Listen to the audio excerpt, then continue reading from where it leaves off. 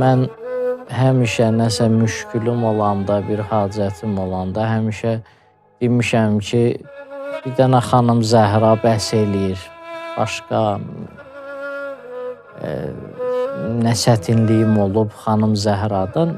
Mənim başıma gələn hadisə tələbəlik vaxtımda olub və xanım Zəhraya təvəssül eləmişəm. Allaha and vermişəm Həzrəti Zəhraya. 3 şey istəmişəm, birini deməyəcəm. O icazə yoxdur onu deməyə. Allahdan savayı çağırdıqlarınız da sizin kimi qullardır. Əgər doğru deyirsinizsə, çağırın onları, sizə cavab versinlər. Vay sənin halına, vay!